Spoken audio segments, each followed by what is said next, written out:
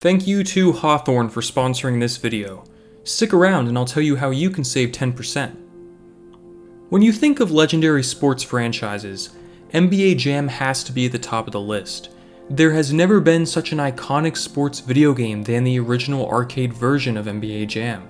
The game was not only one of the first NBA video games to feature authentic rosters, teams, and player likenesses, but it popularized the arcade sports genre. Midway, the developer, went on to create similar games for other sports such as the NFL Blitz, MLB Slugfest, and 2-on-2 Open Ice Challenge, an over-the-top hockey game that would eventually turn into NHL Hits. Without the success of the original, revolutionary NBA Jam, these franchises never would have seen the light of day, and heavily inspired titles such as EA's NFL, NBA, and FIFA Street games, and even today's NBA Playgrounds by 2K, would also likely have never been created. NBA Jam started out as an arcade game that ranged from $1 to $2 to play, which was expensive for an arcade game at the time, yet it became popular enough that it generated over $1 billion in quarters. The game was later ported to consoles, and then newer versions came.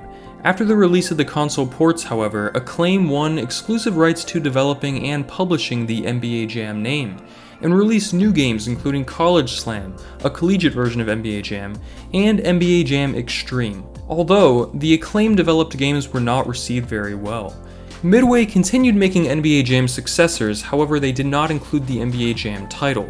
Games such as NBA Hangtime, NBA Showtime, NBA on NBC, NBA Hoopz, and NBA Ballers were all technically successors to NBA Jam created by Midway, and were mostly well received.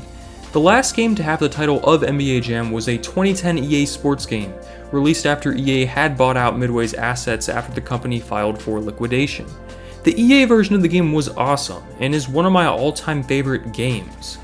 Since then, NBA Jam has yet to return in any form, however, but the original arcade version of the game, which most people would agree was the best version of the game, continues to live on through the many video games it inspired. The arcade sports genre was pioneered by Midway's NBA Jam, and for a sports video game, there isn't a single franchise that comes close to having the same type of long-lasting impact. The original NBA Jam had an interesting development. After Midway's Total Carnage arcade release failed expectations, the company wanted to create a game with a wider appeal.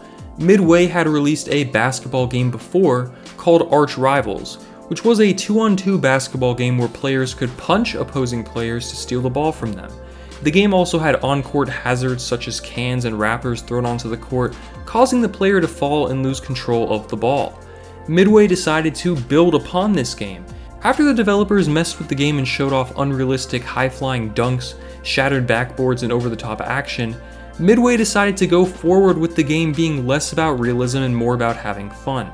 When pitching the idea to the NBA, at first the league was not on board, as they felt an arcade game would be a bad look for the league's branding, but after a second pitch, they agreed to license the league to Midway, and NBA Jam was born.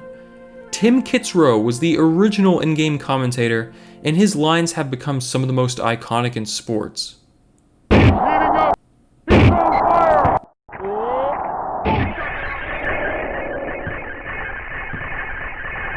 These are all iconic phrases that originated in NBA Jam. To get the dunk, layup, and shot animations, Midway recorded footage of several amateur basketball players and digitized the footage into animations. These players were available as secret characters in the game. The game was full of Easter eggs like that. Through button combinations on the console ports, players could unlock characters such as President Bill Clinton, the First Lady at the time Hillary Clinton, Hugo, the Charlotte Hornets mascot, and more. On the arcade version, there is a hidden tank game where the player drives a tank and shoots enemies for a minute. Despite being developed in Chicago, the game had a bias against the Bulls. The developer was a Detroit Pistons fan. When playing the Bulls against the Detroit Pistons, the Bulls were programmed to miss last-second shots. Michael Jordan was missing from the game, but because the game had nearly every other team and popular player, that did not detract people from playing it. MJ refused to be used in any video games for most of his career. The actual gameplay was revolutionary at the time. It was one of the few basketball games with NBA licensed teams and players, which helped the game become so popular, but the gameplay is what kept people playing. There were no fouls, no free throws, and the only violations were goaltending and 24-second violations. Just like in arch rivals, players could shove, elbow, and legally foul opponents to steal the ball or mess up a shot. If a player made 3 consecutive shots in a row, he became on fire and had unlimited turbo and a much higher chance of making shots. Players stayed on fire until the other team scored or the on-fire player missed 4 consecutive shots. Consecutive dunks would shatter the backboard. NBA Jam was a major success and became a worldwide hit.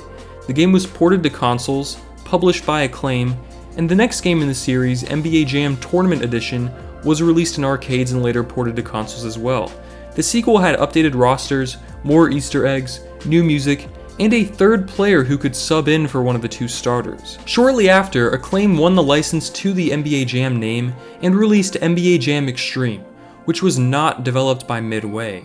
It was a 3D version of NBA Jam released in arcades and on the PlayStation, Nintendo 64, and Sega Saturn. The game had a new announcer, Marv Albert, and added an Extreme button, which was a super version of the Turbo button.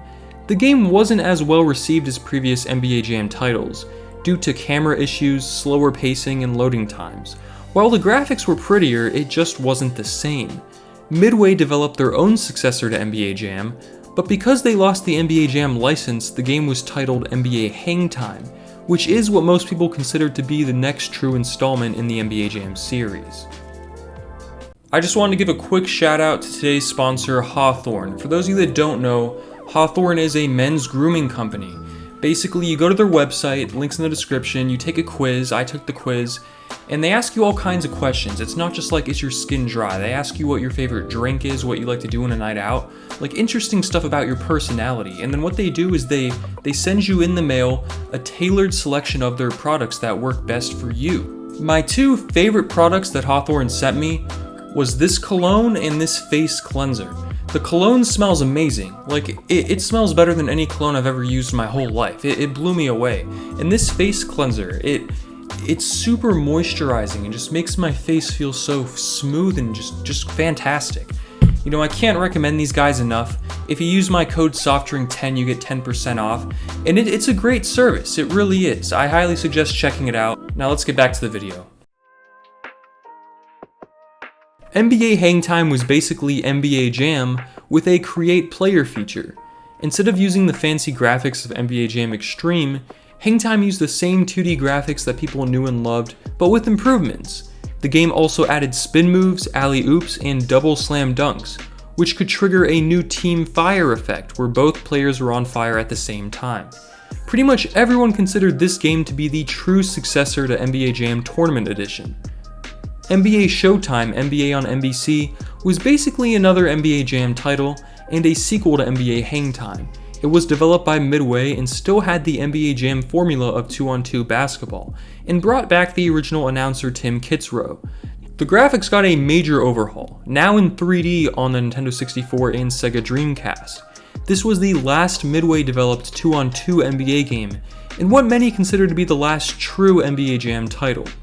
NBA Hoopz was the last Midway developed game similar to NBA Jam, but it was a 3-on-3 rather than 2-on-2. NBA Ballers released a few years later, but was more of a street game like NBA Street. Gameplay featured one-on-one action, and was a much different game than NBA Jam. The NBA Ballers series had a few more releases on the 6th generation of consoles, and were Midway's final NBA games. Acclaim had continued making games with the NBA Jam name, however, but they simply weren't well received by critics or fans. NBA Jam 99 had 5-on-5 basketball, which was not what NBA Jam was originally about. The game had a brand new commentator, and it was basically a different game in every way except for the name. Midway got the NBA Jam license back after the 2003 release of NBA Jam, which was the closest Acclaim got to recapturing the magic of the original game. This version of the game saw the return of Kitzrow, but it was a 3-on-3 game, still not the classic 2-on-2 formula. This was, however, the last NBA Jam game released for nearly a decade. Midway never released another NBA Jam game after regaining the license and fell into financial trouble. After filing for liquidation, EA bought the rights to NBA Jam, NFL Blitz, and a few other assets of Midway's in 2010, and Midway ceased to exist. The company behind the incredible NBA Jam arcade game, NBA Hangtime, and NBA Showtime was no more. Now, EA was the only company with the power to release an NBA Jam game, and they did in 2010. The game was simply titled NBA Jam, just like the 2003 release, but was an authentic NBA Jam experience. It brought back 2-on-2 basketball and was basically a remastered version of the original game with new rosters. The game was actually EA's only NBA game that year, as NBA Elite 11 got cancelled. This was the NBA Jam game I played the most growing up on the Wii. The Wii version used motion controls that made the gameplay super exciting. At my brother's bachelor party, he attempted to do a very forceful dunk and slam the Wii remote into his friend's head. That kind of stuff just doesn't happen in other games. Tim Kitzrow returned with his classic lines and some new ones, and the graphics were great, using the higher resolution of newer consoles to use actual photographs for player faces. A big reason this game felt so authentic was because Mark Turmel, the creator of NBA Jam, served as a consultant. This game is what many would call the closest to a true NBA Jam title since NBA Showtime, NBA on NBC. I've seen some people say online that EA ruined NBA Jam, and I don't see that to be the case, as this was a great game and way more authentic to the first NBA Jam than any Acclaim developed game that came since. After an enhanced version of the game titled NBA Jam On Fire Edition dropped in 2011 for the Xbox 360 and PS3, however, no NBA Jam game's been made since. So if the argument that EA killed NBA Jam refers to the fact that they own the license, yet haven't released a game in a decade, then yeah, I can understand that. NBA Jam should come back. EA's NBA Live series has run itself into the ground, and even though NBA Live 18 and 19 were decent games, sales were very poor due to the popularity of NBA 2K. A new NBA Jam game released by EA could be terrible and filled with microtransactions, but there's also a chance it could be something special as well. With NBA Live not drawing in a lot of new customers, and the game delayed indefinitely, why not build some hype up by bringing back NBA Jam, a game pretty much everyone loved? It would be fantastic to play with updated rosters and historic players on today's hardware.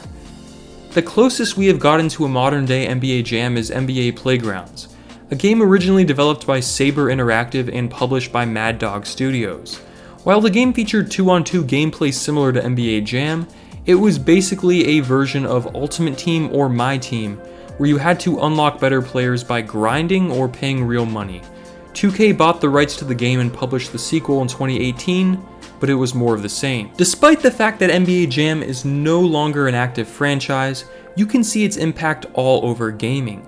The success of the first NBA Jam arcade title started the trend of creating arcade sports video games. NBA Jam proved that sports games didn't need to be realistic to be fun. NFL Street, NFL Blitz, NBA Street, NBA Ballers, NHL Hits, NBA Playgrounds, and many other arcade titles probably never would have been developed if not for the creation and success of NBA Jam. And while the series may be gone, we still say he's on fire when someone starts draining shots, and many people still play these older NBA Jam titles. You can emulate them on your computer, pull out your old consoles, or even buy your own NBA Jam arcade cabinet. Hopefully soon, the legend of NBA Jam will continue on with a new entry to the series. Until then, there's no reason why we can't go back and play the older versions of the game. They hold up quite well and are still a blast to play with friends. Thanks for watching.